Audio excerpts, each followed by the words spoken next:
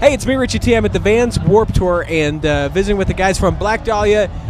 I'm reading your shirt, or your hat, rather. Brutal truth, smoke, grind, sleep. Okay, I'll take that's that. right. It's a good way to get through the day.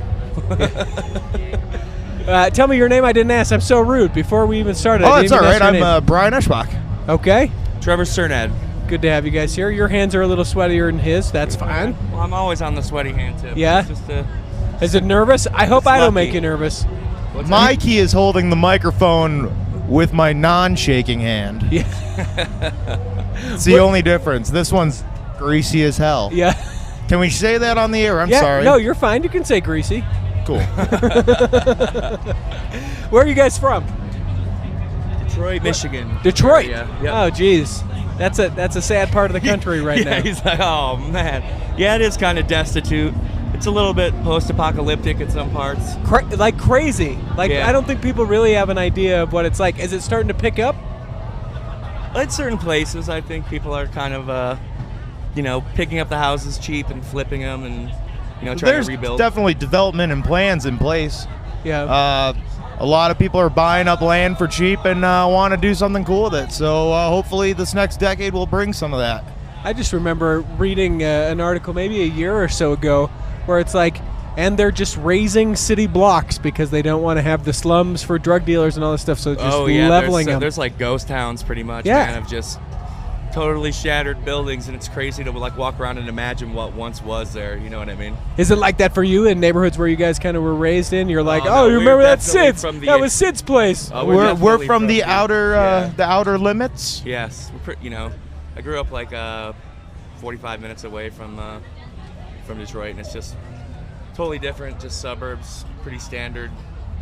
Cool. Television suburbs. Yeah, Midwest television suburbs like we imagine. A lot of lakes out there. Yeah, a lot of lakes. A lot of hillbilly culture, Yeah. which you wouldn't guess right away.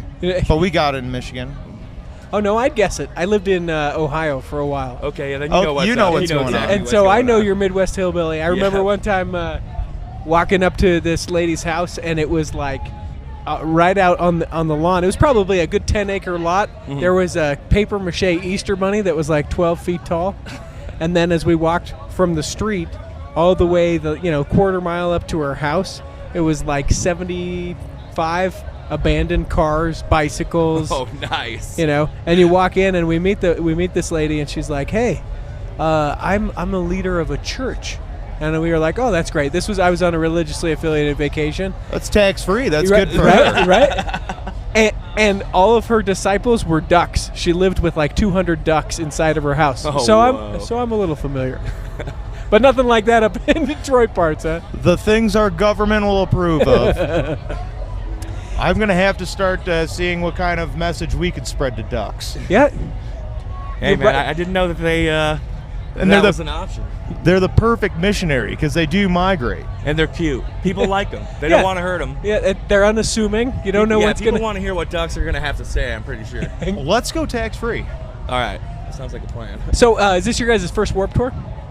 Yes.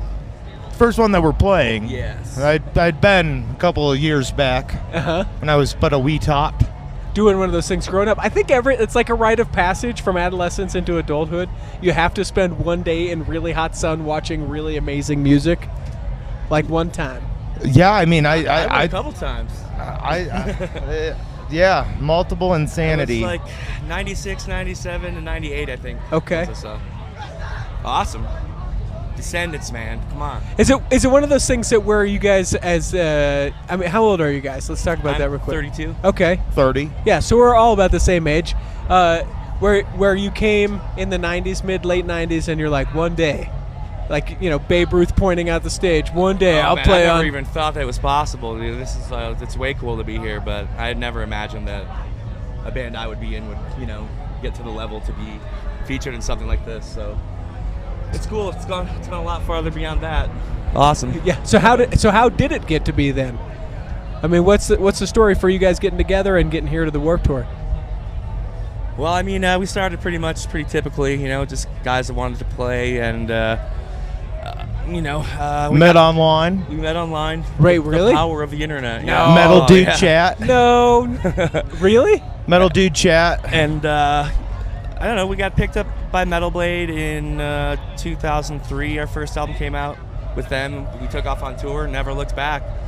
We just dropped our 6th album, and For some reason, people keep inviting us on these things. Wait, but really, you guys met online? I want to get to the bottom of that. You really met? for real, dude. No, we didn't go to high school together. No.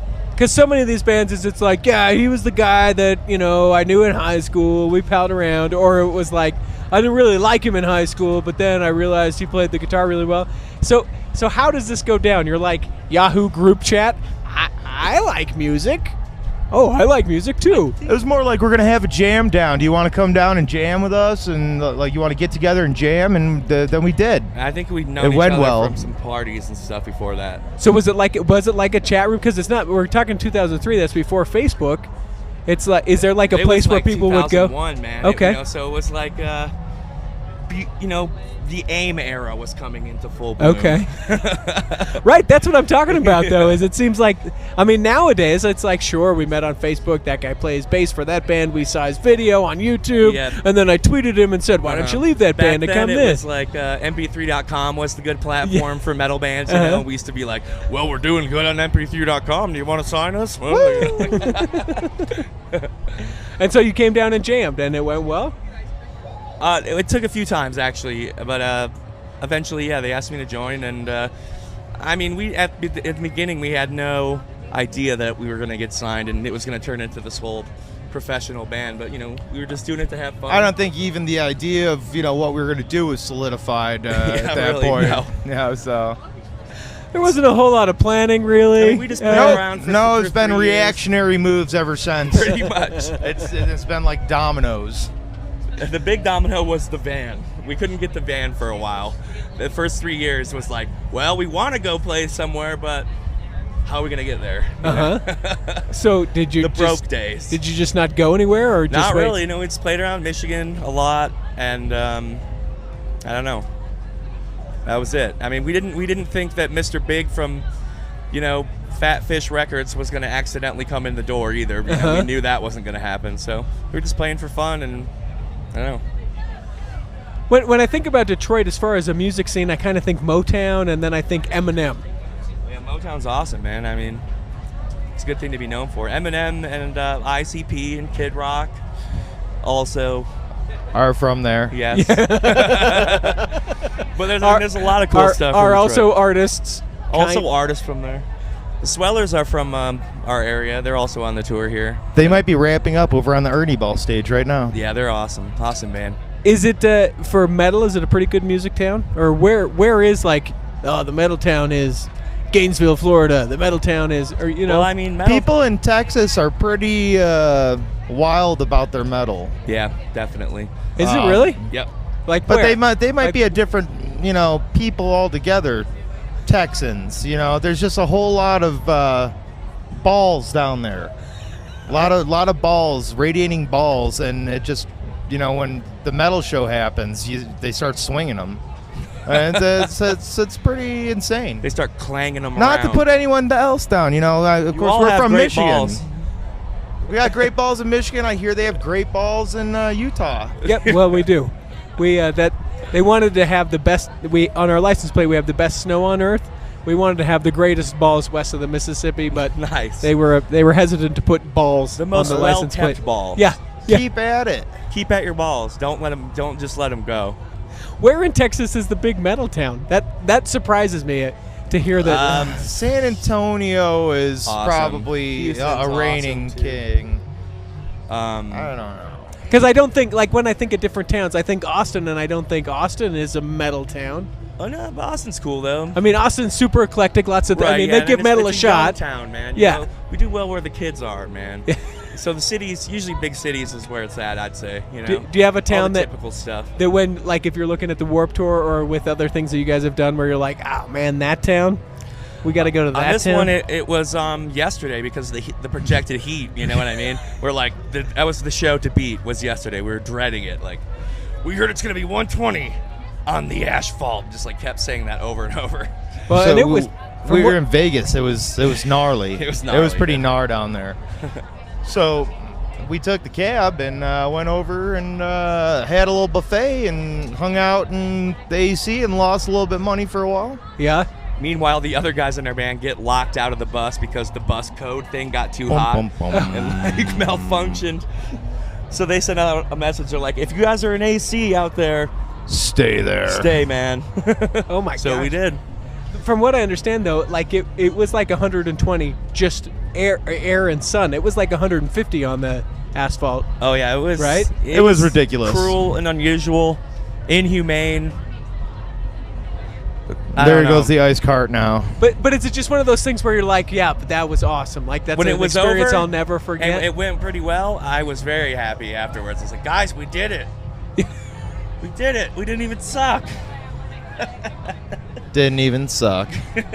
Do you guys have a new album out?